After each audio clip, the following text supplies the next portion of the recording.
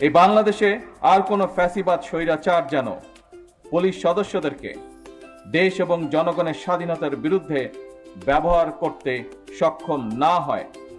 উত্তাল মার্চে জনগণ যখন স্বাধীনতাকামী মানুষের মনে টান টান উত্তেজনা, এমন পরিস্থিতিতে তৎকালীন পশ্চিম পাকিস্তান থেকে যখন ঢাকায় প্রতিদিন হাজার হাজার সৈন্য জড়ো করা হচ্ছিল, তৎকালীন রাজনৈতিক নেতৃত্বের কি যুক্তি বা কৌশল কাজ করেছিল বাংলাদেশের স্বাধীনতা এবং মুক্তিযুদ্ধ সম্পর্কে যারা এখনো গবেষণা করছেন, এই সেই ঐতিহাসিক রাজারবাগ পুলিশ লাইন।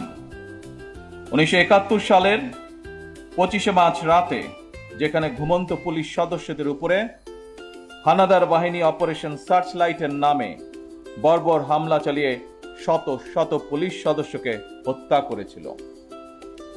আমি আজকের অনুষ্ঠানে প্রথমেই বাংলাদেশের মুক্তিযুদ্ধে পুলিশ শহীদ সকল সদস্যকে শ্রদ্ধা ভরে স্মরণ করছি। শুধুমাত্র স্মরণের মধ্যে দিয়েই আপনাদের আমাদের দায়িত্ব শেষ হয়ে যায় না।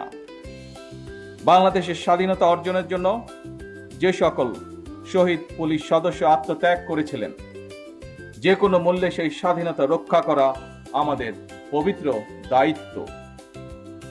এই বাংলাদেশে আর কোনো ফ্যাসিবাদ স্বৈরাচার যেন পুলিশ সদস্যদেরকে দেশ এবং জনগণের স্বাধীনতার বিরুদ্ধে ব্যবহার করতে সক্ষম না হয়। স্বাধীনতার প্রথম প্রহরেই পুলিশের রক্তে রঞ্জিত এই মাটিতে দাঁড়িয়ে আসুন আজ আমরা আবারও নতুন শপথে অঙ্গীকারবদ্ধ হই। একদিকে বাংলাদেশের স্বাধীনতার পক্ষে চট্টগ্রামে মেজর জিয়ার উই রিভল্ট, অপরদিকে ঢাকায় রাজারবাগ পুলিশের মরণপণ প্রতিরোধ।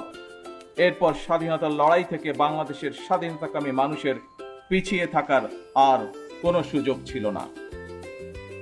তবে মুক্তিযুদ্ধকালীন প্রজন্ম থেকে শুরু করে আজ পর্যন্ত, অর্থাৎ মুক্তিযুদ্ধ পরবর্তী প্রজন্ম, আমরা যারা ইতিহাস পড়ে কিংবা বীর মুক্তিযোদ্ধাদের প্রত্যক্ষ অভিজ্ঞতা শুনে মুক্তিযুদ্ধ সম্পর্কে জেনেছি, তাদের মনে মুক্তিযুদ্ধকালীন ইতিহাস নিয়ে এখনো কিছু প্রশ্ন হয়তো রয়েছে। 1971 সালে উত্তাল মার্চে জনগণ যখন স্বাধীনতাকামী মানুষের মনে টান টান উত্তেজনা, এমন পরিস্থিতিতে তৎকালীন পশ্চিম পাকিস্তান থেকে যখন ঢাকায় প্রতিদিন হাজার হাজার সৈন্য জড়ো করা হচ্ছিল, এমন পরিস্থিতিতে সকল পুলিশ সদস্যদেরকে রাজারবাগ পুলিশ লাইনসে একসঙ্গে জড়ো করে রাখার পেছনে তৎকালীন রাজনৈতিক নেতৃত্বের কি যুক্তি বা কৌশল কাজ করেছিল বাংলাদেশের স্বাধীনতা এবং মুক্তিযুদ্ধ সম্পর্কে যারা এখনো গবেষণা করছেন, এটি এখন তাদের জন্য একটি গবেষণার বিষয় হতে পারে বলে আমি মনে করি। উপস্থিত পুলিশ কর্মকর্তা এবং সদস্যবৃন্দ, আনন্দঘন আয়োজনে এতক্ষণ আপনাদের বর্ণিল প্যারেড সকলে উপভোগ করেছে।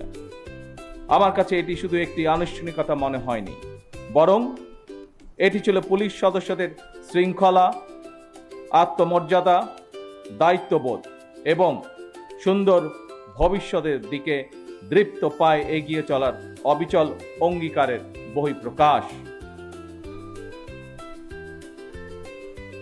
দীর্ঘ 1.5 দশকেরও বেশি সময় ধরে ফ্যাসিবাদ বিরোধী আন্দোলনের সংগ্রামের ধারাবাহিকতায় 2024 সালে ছাত্র জনতার এক রক্তক্ষয়ী গণ অভ্যুত্থানের পরে দেশের স্বাধীনতা প্রিয় গণতান্ত্রিকামী মানুষের আকাঙ্ক্ষার প্রতিফলন হচ্ছে জনগণের রায় গঠিত বর্তমান সরকার। বছরের পর বছর ধরে অসংখ্য হামলা মামলা শিকার, নিপীড়িত নির্যাতিত অধিকারহারা মানুষ বর্তমান গণতান্ত্রিক সরকারের সময় শান্তি এবং নিরাপত্তা চায় জনগণ। দেশের জনগণের শান্তি এবং নিরাপত্তা নিশ্চিত করা আপনাদের কার্যক্রম, অর্থাৎ পুলিশের ভূমিকার উপরেই সবচেয়ে বেশি নির্ভরশীল। আপনারা জনগণের জানমালের নিরাপত্তা নিশ্চিত করতে সাধ্য এবং সামর্থ্যের সবটুকু দিয়ে চেষ্টা করবেন, এটি আপনাদের কাছে বর্তমান সরকারের প্রত্যাশা।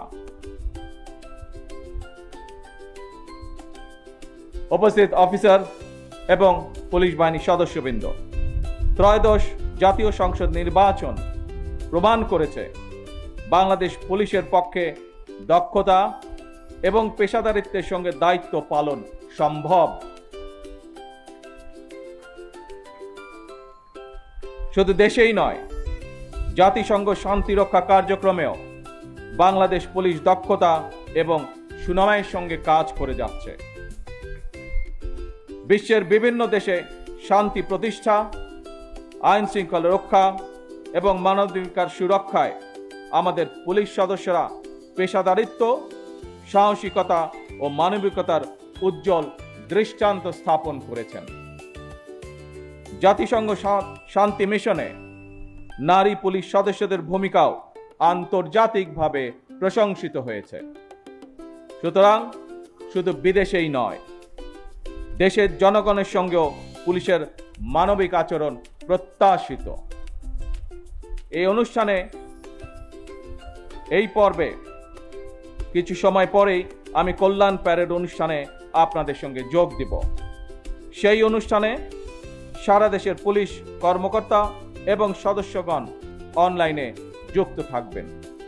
সেই অনুষ্ঠানেও আপনাদের সঙ্গে আমি আরও কিছু বক্তব্য উপস্থাপন করব।